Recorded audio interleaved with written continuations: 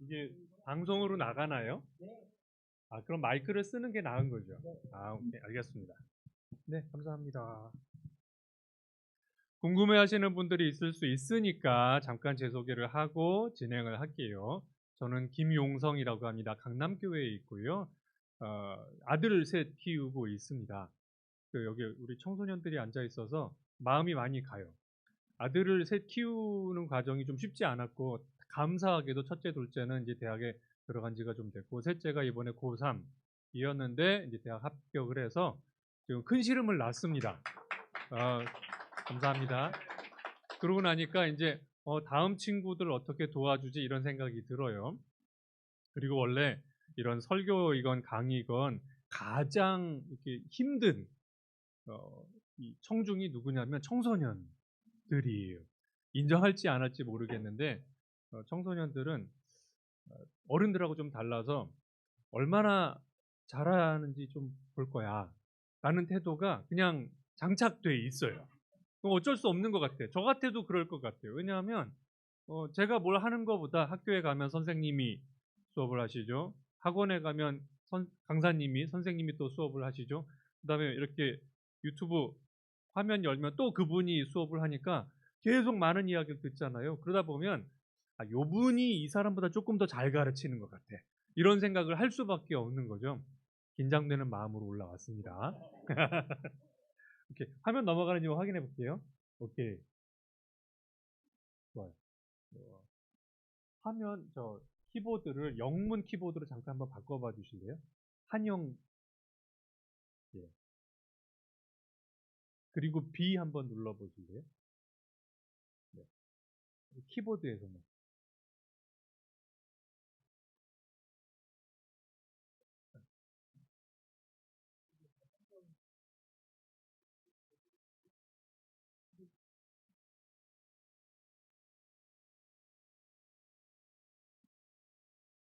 파워포인트 쓰시는 분들을 위한 그냥 팁이라면 한영 모드로 바꾼 상태에서 B를 누르면 블랙 화면이 나와요.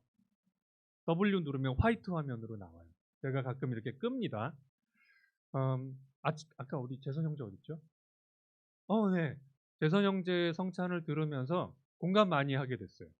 이 중년의 남자가 어, 삶에서 자기 태도를 바꾸는 건 진짜 쉽지 않은 것 같아요. 이게 삶의 관성이 무섭잖아요. 그래서 머리로 알아도 내 삶은 그냥 가.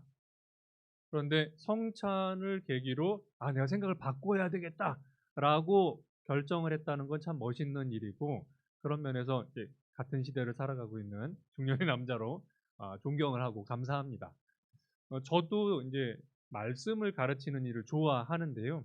이렇게 설교할 기회가 있으면 제가 건강해질 수 있어서 좋아요. 그래서 성찬을 통해서 설교를 통해서 제가 좀 이렇게 깨어날 수 있는 시간 참 좋은 것 같습니다. 오늘 저하고 여러분께서 이제 함께 생각할 거는 출애굽기 20장 다음에 사도행전 2장 이야기를 해볼 거예요. 오늘 말씀 제가 준비하면서 제목은 하나님이 세우시는 공동체입니다. 그 말인즉슨 보통 이제 설교가 한 사람 한 사람에게 어떻게 하세요라고 하는 메시지를 전달한다면 오늘은 우리 일산교회 공동체를 향한 메시지라고 생각해 주시면 좋을 것 같습니다. 그래서 들으시면서 끝날 때는 아 그래 우리가 무엇을 할까? 그 전에 이제 내가 무엇을 할까 했다면 이번에는 우리가 무엇을 할까 생각해 보는 기회가 있었으면 좋겠습니다. 저는 오늘하고 다음 주에 한 번 더 와요. 그래서 두 번 오면서 우리 이제 일산교회에서 말씀을 전하실 수 있는 분들하고 같이 준비하는 작업을 해서 바라기는 예를 들면 내년 초쯤에는 이제 우리 일산교회 형제가 또 말씀을 전하는 자리가 만들어졌으면 하는 바람으로 왔습니다. 아침에 좀 일찍 왔더니 기분 좋게 드라이브를 할 수 있었고요. 그 다음에 주차장에 차 세우고 나서 또 스타벅스 가서 말씀을 좀 넉넉하게 읽었어요. 평소 같으면은 이제 우리 아들들이 잘 안 일어나거든요. 그래서 아들 일어나라고 하는 것도 있고 또 부모님 모시고 예배 가야 되기 때문에 조금 분주해서 아침에 차분한 시간이 없었는데 오늘 좀 넉넉하게 오니까 기분 좋게 여유롭게 말씀을 읽으면서 와 여기 이런 게 있었지 하고 기분 좋은 시간을 가졌습니다. 덕분에 감사해요. 이거 녹음, 녹화 다 돼서 올라가나요? 아, 말 조심해야 되겠네요. 아니, 그냥 하고 싶었던 말은 집에서 나오니까 좋다, 뭐. 오케이. 자, 그러면 한번 얘기를 들어가 보도록 합시다. 저는 직장의 기업들의 요청을 받아서 강의를 하는 일을 합니다. 그래서 한 주 동안도 뭐 적게는 두세 개의 회사를, 많을 때는 5개, 6개 회사를 방문할 일이 있어요. 가서 2시간부터 어떨 때는 하루 종일 수업을 진행하는데 저만 떠들면 재미가 없어서 말을 자꾸 겁니다. 어떤 일이 있으세요? 어떤 일이 있으세요? 그러다 보면 재미난 이야기들을 좀 들어요. 한 번은 한 회사에서 이제 팀장님이 요즘 젊은 친구들하고 어떻게 지낼까? 좀 잘 지냈으면 좋겠는데 이런 생각에 이렇게 눈치를 보니까 인스타그램 얘기를 하더라는 거예요. 그래서 인스타그램이 나 이름은 많이 들어봤는데 나도 한번 봐야 되겠다. 근데 혹시 해보신 분 아시겠지만 제가 계정이 없으면 다른 사람의 사진들을 몇 장 못 보게 돼요. 한 3장, 4장 보고 나면 가입해라. 더 이상 못 보게 됩니다. 그러니까 이분이 또 귀찮은데 굳이 가입을 했어. 그래갖고 우리 직원 중에 하고 이름을 검색해 봤더니 나오네? 그래서 그걸 이제 이렇게 보고 나서 월요일 날 또 친한 척 하려고 야, 그 인스타그램 내가 봤거든? 그랬더니 어디 뭐 수영장에 간 거야? 아니면 온천에 간 거야? 좋은 데 갔나 보네? 직원 표정이 이렇게 싸늘해지더래요. 그러면서 그건 저의 사생활인데 미안해. 그러고 나서 자리로 돌아오는데 약간 화가 나더래요. 이씨, 사생활을 보호받고 싶으면 사진을 올리지를 말지. 네가 남들 다 보는 곳에 올려놨으면 내가 봤는데 그게 내가 잘못된 거야? 라는 생각이 나서 불러다가 말을 할까 그랬다가 또 그러면 명예의 전당이 있잖아요, 우리. 블라인드라고. 우리 팀장이 또 내 인스타그램을 보고 나서 뭐라 한다. 이런 소리 들을까봐 또 꼭 참았대요. 그러면서 저한테 이상하지 않나요? 아니 인스타그램에 사진을 올렸으면 남들 다 보라는 건데 왜 봤다고 나한테 뭐라 그래? 이런 질문을 하는 거예요. 자, 공감이 얼마나 되는지 모르니까 한번 손들어서 확인해 봅시다. 혹시 어른들 먼저 인스타그램 계정이 있다 손. 그래도 꽤 많으시네. 네. 우리 틴 인스타그램이 있다 손. 여섯 내려주세요. 감사해요. 우리 한 친구만 없어. 시대의 흐름과 거슬러서 용맹하게 살고 있고 6명은 다 있어요. 어른들은 그렇게 많지는 않아. 한번 여쭤봅시다. 이번 한 달 동안 내가 거기다 포스팅을 올렸다 손. 한 분, 두 분. 여기는 아무도 안 올려. 어, 올리지는 않고 보기만 해요. 자, 관련해서 조금 이해를 도와드리고 싶은데 사람들의 마음을 좀 이해할 수 있을 것 같아요. 현대인들의 마음. 인스타그램에 사진 올리면 누가 좋아요 눌러주면 기분 좋아져요. 관심 받고 싶어. 근데 우리 팀장이 날 걸 보는 건 싫어. 주목받기는 싫은 거예요. 이 두 개를 구분하실까요? 관심은 받고 싶은데 주목받는 건 싫어. 누군가를 나를 알아줬으면 좋겠지만 너 걔 아니야? 너 걔? 야 이쪽으로 와봐. 이러면 부담스러운 거예요. 근데 약간 이해는 돼요. 이제 저도 직장인이니까 왜 그런 생각하는지. 여러분 직장 생활 하시는 분들의 꿈이 뭔가? 불로장생? 우리 그런 거 관심 없죠. 우리 소박한 꿈 있죠. 그냥 불로소득. 일 안 하고도 돈이 들어왔으면 좋겠다. 부모님이 빌딩 하나 물려주시면 차곡차곡 돈 들어오면 얼마나 좋을까. 그래서 이게 저희 빌딩인데요. 뭐 3층에 엘리베이터가 난 왜 이렇게 힘든지 몰라. 이런 거 하나 올리면 어머 빌딩 주시네. 막 이런 거 올라와 주면 관심 받으면 기분 좋잖아요. 그래서 관심과 부러움은 사고 싶지만 국세청의 주목은 받고 싶지 않다. 그냥 조용히 벌고 싶다. 뭐 이런 생각. 그러니까 우리도 비슷한 생각들은 할 수 있어요. 그런데 여기에 약간 좀 깊은 이슈가 하나 있죠. 뭐냐면 우리가 관심 받고 싶다. 결국 내가 속한 이 사회 공동체로부터 뭔가 받고 싶은 건 있어. 혜택은 누리고 싶어요. 그런데 내가 이 공동체를 위해서 뭔가를 일을 해야 돼. 희생을 하거나 봉사를 해야 돼. 그거는 별로 안 땡겨. 여러분도 공감하세요? 녹색 어머니회가 있어서 우리 아이들이 안전하게 등교를 하는 건 좋은데 내 순번이 오는 건 싫어. 그때쯤 돼서 나 해외여행이나 아프고 싶어. 뭐 이런 마음인 거죠.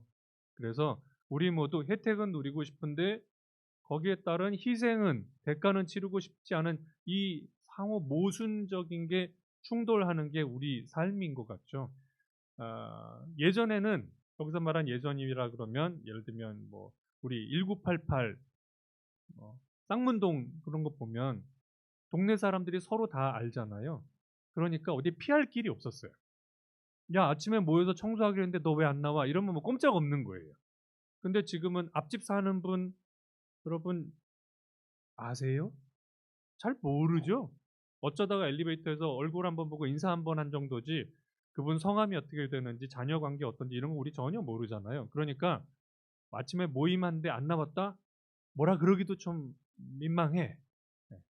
그래서 우리는 점점 어느 순간부터 관심과 소속감을 느끼고 싶고 혜택은 누리고 싶은데 공동체 이론으로 대가를 치르고 싶지는 않은 거죠. 이게 우리가 겪고 있는 이슈인 거죠. 그래서 이렇게만 갈 수는 없기 때문에 누군가가 공동체 모델을 좀 제시해 줄 필요는 있습니다. 건강한 공동체란 이런 거예요. 라고. 그 역할을 할 수 있는 게 뭘까요? 교회죠. 그래서 이 건강한 공동체가 되는 교회는 어떤 모습일까? 하나님은 교회를 어떻게 만드실까? 그 이야기를 한번 알아보도록 하겠습니다. 하나님께서 공동체를 건축하신다면 일종의 설계도가 있겠죠? 그래서 오늘은 설계도 두 장을 꺼낼 건데 하나는 시내산, 출애굽기 20장이고요. 또 하나는 사도행전, 성령의 이야기를 한번 알아보도록 하겠습니다. 출애굽기 20장 이해를 좀 돕기 위해서 출애굽기 전체가 몇 장 정도 되는지 한번 생각해 보실까요? 50장 넘을까요? 좀 안 될까요? 세보면 40장 돼 있더라고요. 그러니까 출애굽기 20장이 내용으로 보면 10계명을 받는 건데 이게 딱 중간에 있어요. 유대인들의 글쓰기 방식을 생각해 보면 중간에 있는 건 제일 중요한 겁니다. 익숙해지시면 이제 점점 그런 거를 빨리 찾게 되세요. 7절이다 그러면 1, 2, 3절, 4절이 중심이고 5, 6, 7 이런 개념을 많이 써요.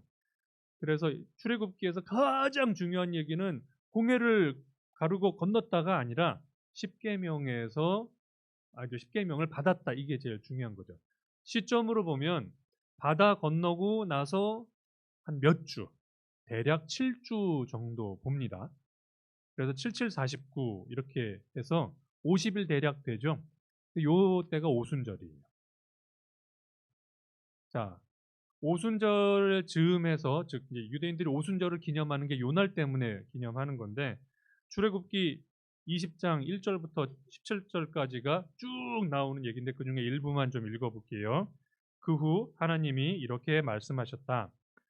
나는 종살이하던 너희를 이집트에서 인도해낸 너희 하나님 여호와이다. 너희는 나 외에 다른 신을 섬기지 말라. 그다음에 두 번째, 세 번째 쭉 내려가서 마지막에 너의 이웃집을 탐내지 말아라. 너의 이웃의 아내나 종이나 소나 나귀나 너의 이웃이 소유한 그 어떤 것도 탐내서는 안 된다. 이렇게 되어 있습니다. 자, 뭐뭐 하지 마라, 뭐뭐 하지 마라, 하지 마라 이렇게 쭉 돼 있어요. 우리 청소년들 잠깐 저 봐주실 수 있어요? 만약에 부모님이 자 이게 우리 집의 규칙이야 이렇게 쭉 써서 벽에 붙이셨는데 1번부터 10번까지 하지 마라 하지 마라 하지 마라 이렇게 돼 있으면 기분 어떨 것 같아요? 아 우리 아빠 엄마 왜 저러시지? 좀 긍정적인 말씀은 안 돼? 뭐 다 하지 말라는 거밖에 없어. 예. 원래 규칙은 뭐뭐를 하라고 해도 부담스러운데 하지 말라라고만 써 있으면 정말 부담스럽겠죠. 대답해 주셔서 고마워요. 우리는 종종 이것 때문에 십계명, 율법 그러면 부담스럽다. 이것부터 생각을 하는데 빠뜨리는 게 있습니다. 여기 지금 굵은 글씨로 쓰여 있는 부분이죠. 우리가 십계명의 첫 계명을 나 외에 다른 신을 섬기지 말라만 기억하는데 그 앞에 구절은 나는 종살이하던 너희를 이집트에서 인도해낸 너희 하나님 여호와이다 입니다. 이 말의 의미는 먼저 하나님이 베푸시고 나서 이제 이걸 해라고 하신 거예요. 즉 하나님께서 내가 너희를 구원해냈어. 그러니까 이제 너희가 이걸 하는 게 맞아. 우리가 이 순서를 놓치면 하나님이 또 뭘 시키시나 보다. 교회에서 또 뭘 하라나 보다. 이렇게 부담부터 먼저 느낄 수 있는데 그렇지 않다라는 거죠. 두 번째, 이 첫 번째 설계도에서 따르는 의미 중에 하나는 10계명이 10개로 구성되어 있는데 흔히 이걸 두 그룹으로 나누죠. 혹시 기억나시나요? 자, 1번이 뭐죠? 무슨 계명? 나 외에 다른 신을 섬기지 말라. 두 번째가 네. 하늘에 있는 것이든 땅에 있는 것이든 물속에 있는 것이든 어떤 것의 형태를 따서도 우상을 만들고 섬기지 말라. 세 번째, 이름. 내 이름을 함부로 쓰지 말라. 망령되게 쓰지 말라. 이렇게 예전 책에 써 있었죠. 네 번째, 안식일을 지켜라. 6일 동안은 다 일하지만 7일째가 되면 너도 아내도 종도 누구도 심지어 가축도 일하면 안 된다.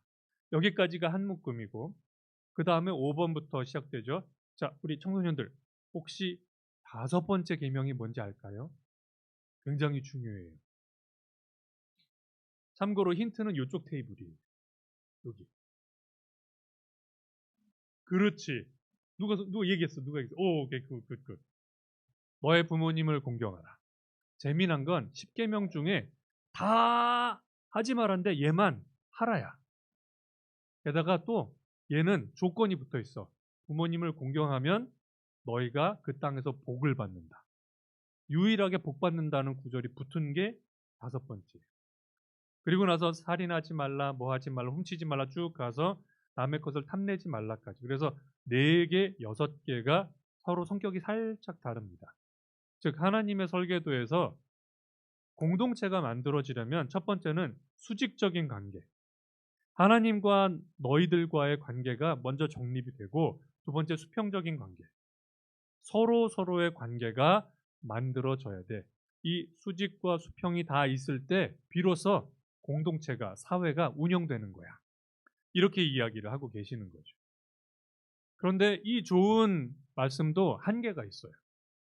이게 어디에 적혀 있죠? 돌판에. 돌판에 적혀 있기 때문에 우리가 그거를 가지고 다니지 못한다는 거죠. 그래서 아무리 좋은 것도 사실은 사람을 바꾸는 데 한계가 있었습니다. 이걸 아셨기 때문에 하나님께서 예레미야 31장에 보면 내가 다음번에 너희들에게 율법을 줄 때는 돌판에 새기지 않을 것이다. 이렇게 이야기를 하시죠. 어디에다 새겨요? 너희들 마음판에다가 새길 것이다. 그때는 누군가가 다른 사람에게 하나님을 알아라 라고 말할 필요가 없다. 다 알게 될 거야. 이렇게 이야기를 하시죠. 그런 일이 벌어지나요?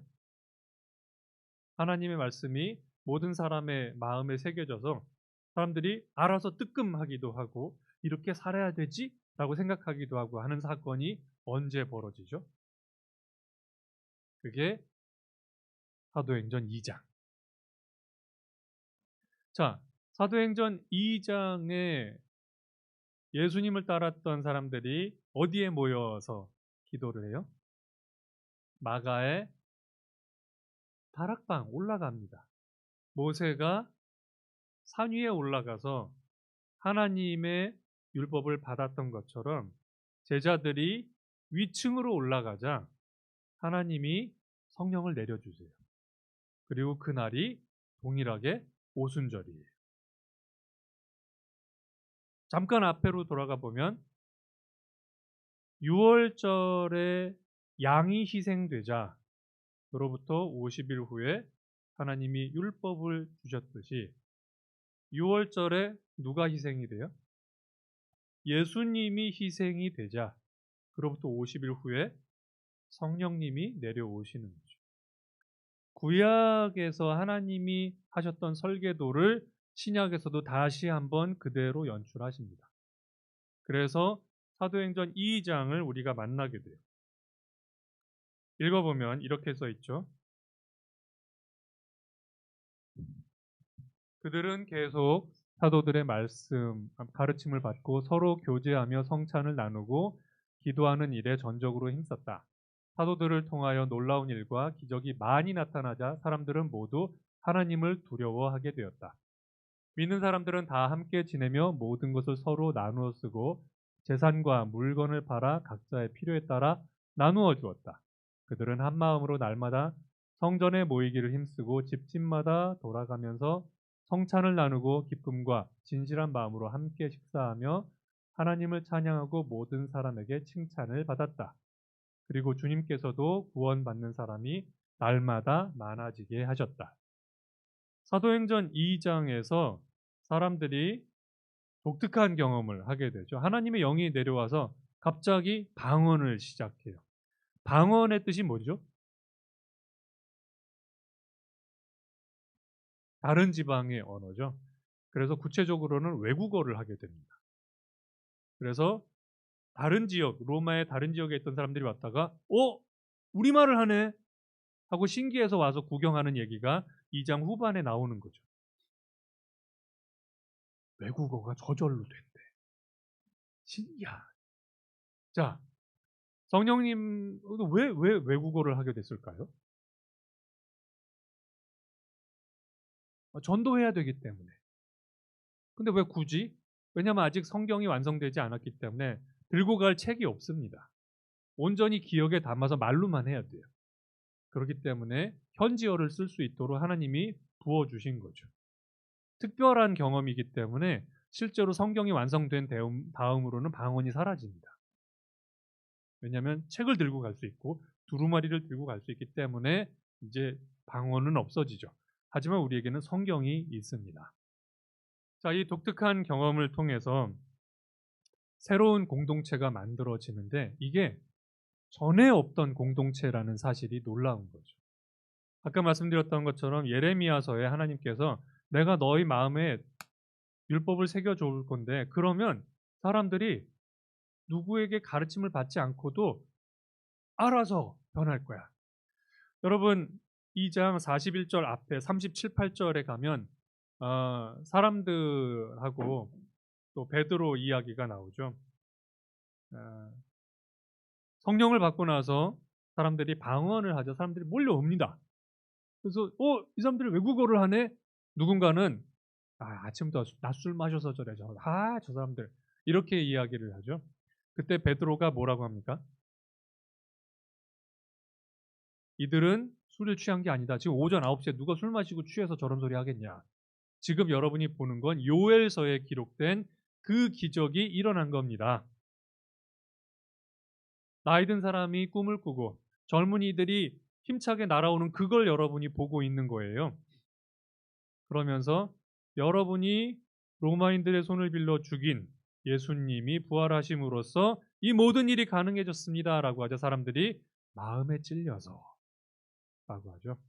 마음에 하나님이 새기기 시작하신 거예요. 그러니까 긁히니까 아플 수밖에 없지. 또 마음에 찔려서 형제요. 그럼 우리가 뭘 하면 좋겠습니까? 하자 여러분 회개하고 세례를 받으십시오. 그러면 하나님이 주신 성령을 선물로 받게 될 겁니다. 그래서 그날 3,000명이 세례를 받은 걸로 되어 있죠. 그러자 사람들 사이에 놀라운 일이 벌어집니다. 모든 걸 나누어 써요. 말씀과 기도에 충실한 것 그럴 수 있어. 근데 갑자기 급격하게 급진적으로 사람들이 재산을 팔아서 나누어 씁니다. 요거를 꿈꿨던 사람들이 있었죠. 너의 것, 나의 것을 구분하지 말고 모두가 똑같이 나눠 가지고 살자. 혹시 어떤 철학자가 이런 얘기 했을까요? 예, 칼막스가 했던 거죠. 유산계급이 갖고 있는 권력을 뺏어서 무산계급이 나눠 갖고 우리 모두 한번 잘 살아봅시다. 그래서 칼막스가 주장한 사회주의가 공산주의로 그래서 어떻게 됐나요? 행복해졌을까요, 사람들이? 아시겠지만 스탈린이 또 마오쩌둥이 지배하는 동안 소련에서도 많은 사람이 죽었고 마오쩌둥이 집권하는 동안 3천만 명이 죽었습니다. 사람의 힘으로는 불가능한 일이라는 거죠. 그런데 갑자기 여기 있는 사람들이 자기 걸 나눠 쓰기 시작해. 왜? 하나님이 보내주신 성령의 감동을 받은 거죠. 성령님이 하신 건 결국엔 이런 거죠. 복음이 세상을 바꾸고 있는 겁니다. 율법에 담겨 있는 진리는 다소 딱딱하고 책임감을 주고 책임을 다하지 못한 사람에겐 죄책감을 주는 반면 예수님의 십자가의 희생은 은혜인 거죠. 이 진리와 은혜가 결합되면서 사람들의 마음이 변한 거예요. 공동체는 이런 것이다를 보여준 거죠. 그러자 사람들이 그걸 보고 신기해하고 끌려오고 칭찬을 받고 그 수가 더해졌다고 합니다. 우리가 이제 일산교회가 다시 한번 일어서고 싶어 라고 했을 때 뭘 해야 될까? 한번 그 생각을 해볼까요? 좀 추우신가요? 괜찮으세요? 추우면 좀 켜셔도 돼요. 네. 하나님이 만드시려고 하는 공동체, 그 설계도를 생각해 보면 첫 번째는 구원이 먼저 오고 나서 사람들의 반응을 기대하십니다. 우리가 교회 생활을 할 때 가끔 갖는 건 이런 거죠. 아, 6일 동안 내가 그렇게 힘들게 일했는데 또 뭘 해야 돼? 예배 순서는 왜 이렇게 빨리 돌아와? 숫자가 적어서 그런가? 아, 또 내 차례야? 어. 뭐 해야 될 게 많아. 어. 근데 우리가 나의 실천을 보기 전에 사실은 먼저 보아야 하는 건 뭐냐면 하나님이 먼저 우리를 구원하셨다는 사실인 거죠. 이걸 잊어버리면 실천이 되게 부담스러울 것 같아요. 저하고 저희 아들 관계를 생각해 보면 저희 아들들이 집안일을 가끔 합니다. 청소를 할 때도 있고 그 다음에 뭐 설거지를 할 때도 있어요. 흥미로운 건 왜 그렇게 힘들어 할까요? 모르겠어요. 남자아이들이라서 여자아이들과 달라 이런 게 힘들다라고 하실 수도 있겠지만 그건 아닌 것 같아요. 음. 우리 아들들은 엄마가 밥을 해주기 위해 자다가도 일어나서 부시시한 눈을 비비고 뭔가를 한다는 사실을 잊어버려요.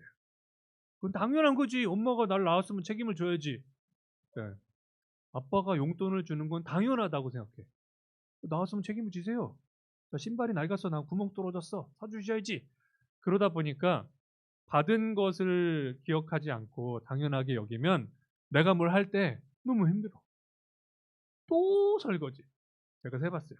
지난 2개월 동안 처음 하거든? 근데 또 설거지? 엄마는 아침에 하고 또 한다. 우리도 마찬가지.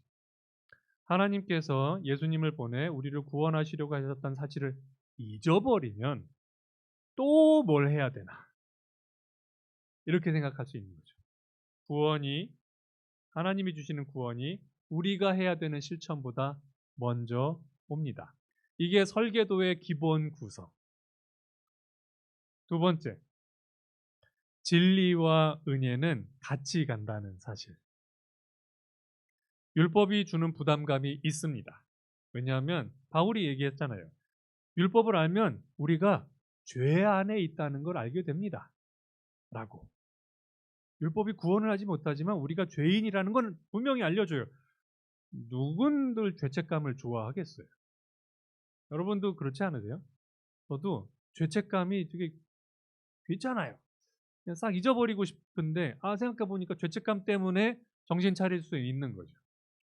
그리고 우리가 죄인이지만 예수님이 내 과거의 죄뿐만 아니라 미래의 죄까지 다 사하셨다는 걸 우리가 알기 때문에 구원의 기쁨에 동참할 수 있는 거죠.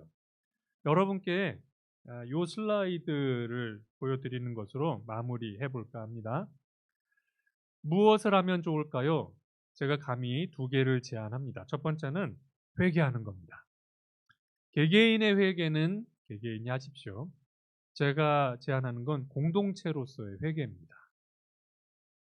여러분 그 유대인들의 계절, 절기, 율법 이런 걸 보면 새해가 시작되기 전에 이제 회개 준비를 하죠. 그래서 뭐 검색해 보시면 욤키푸르라는 단어를 가끔 보실 수도 있어요. 히브리 말을 그대로 쓰지만 욤키푸르 검색하면은 많이 설명이 나옵니다. 회개의 날인 거예요. 1년에 한 번씩. 그래서 새해 맞을 준비를 합니다. 정확히 말하면 새해 다음에 시작이 되는데 그래서 우리도 사실은 회개해야 되는 거죠. 뭘 회개하느냐? 제가 제안 드리는 건 이겁니다. 개인주의. 현대 사회는 개인주의를 정말 사랑해요. 특히 자본주의가 어마어마하게 사랑해요. 우리 청소년들께 한번 여쭤볼까요? 평균적으로 하루에 밥을 집에서 몇 끼 먹어요? 하나, 둘, 셋. 손으로 표시. 하루에 평균 두 끼, 두 끼, 둘, 세 끼 다 먹는 친구도 있고. 오케이, 고마워요. 한 끼는 밖에서 먹거나 안 먹기도 하죠. 밖에서 밥을 먹는 게 가능해지면 무슨 일이 생기느냐? 엄마 없어도 살만해. 라는 생각을 할 수도 있겠죠. 매끼 집이 아니면 밥 먹을 데가 없다 그러면 나 나갈 거야! 그 집을 나가도 배가 고프면 들어오게 돼요. 근데 편의점에 가면 먹을 거 많아. 그러면 돈이 있는 한 버텨주는 거지. 그래서 자본주의는 모든 청소년들과 심지어 결혼한 모든 사람들에게 얘기하죠. 당신은 소중해. 원하는 걸 하세요. 혼자 하셔도 돼요. 이렇게 혼자 해놓으면 뭐가 좋아요? 여러분 아시겠지만 인구가 줄어도 가구 수는 늘거든요. 구분하실 수 있죠. 1인 가구도 많잖아요. 1인 가구가 늘어나면 세탁기가 더 팔리고 냉장고가 더 팔리기 때문에 자본주의는 끊임없이 당신은 가치 있는 사람, 혼자서도 잘 살 수 있다. 자, 자유를 추구하세요. 공동체 개뿔. 그런 거 잊어버리고 원하는 거 마음대로 하세요. 여기 저희가 다 서비스 제공할게요. 이렇게 하는 거죠.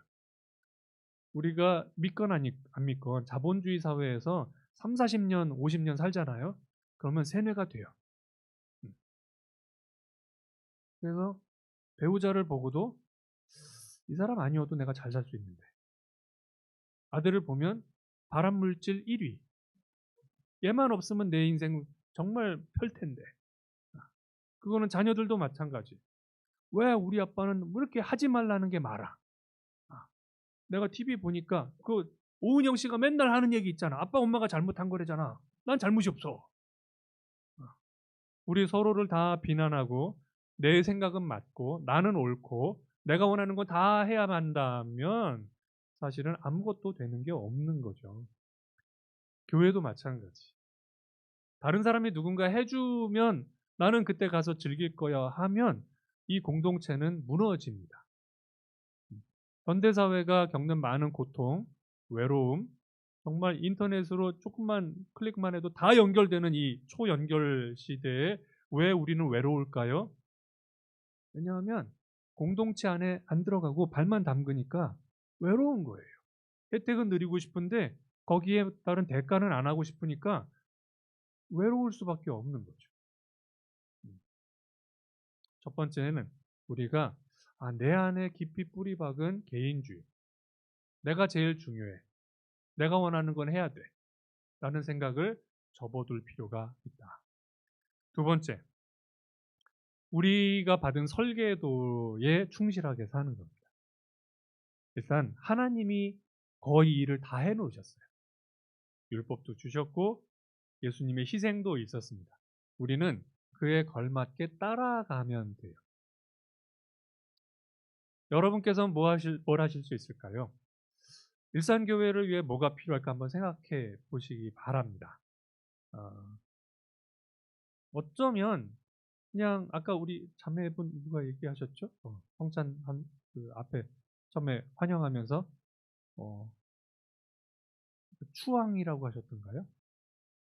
드라마에서 예전에 나를 추앙해줘 뭐 그거 생각나는데 그 자리를 준비한 누군가는 자, 여기 제가 룸도 다 빌렸고요. 비용 계산 다 했고요. 누군가는 수고해 준 거잖아요. 에, 그런 모임을 하셔도 되고, 아침에 새벽 기도 모임을 하셔도 되고, 형제들이 한 주에 한 번씩이 좀 어렵다면 뭐 한 달에 한 번 기도 모임을 하셔도 되고, 운동하는 친구들 많이 있으니까 우리 어디 가서 운동 같이 하고 끝나고 나서 식사도 하고 그러면서 말씀도 나누고 해보면 어떨까? 누군가는 네, 나서 주셔야 됩니다. 누군가가 해주기를 바라면 우리는 여기를 약간 뭐라고 할까? 공동체가 아닌 상업 조직처럼 바꾸게 될 거예요. 운영진이 어떻게 교회를 되살리지? 어떻게 하면 사람들이 오게 하지? 내가 회사에서 하는 일이 마케팅이니까 마케팅적으로 접근해 볼까? 그러면 좀 될 수는 있을 것 같아요. 근데 그때는 가족이 오는 게 아니라 고객들이 오겠죠. 그리고 우리는 끊임없이 그들을 서빙해야 되는데 하고 나면 탈진할 거고, 우리는 고객이 필요한 게 아니라 가족이 필요한 거고요. 우리 스스로 가족이 되겠다고 할 때만 가능합니다. 말씀을 잠깐 기억하시면서 기도하는 시간 갖고 제가 마치도록 하겠습니다.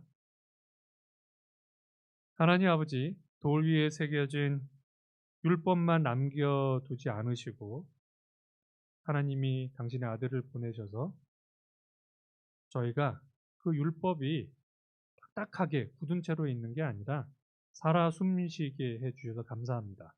우리 마음판에 율법을 새겨주셨는데 우리가 그에 맞게 행동함으로써 이 공동체가, 우리 일산교회가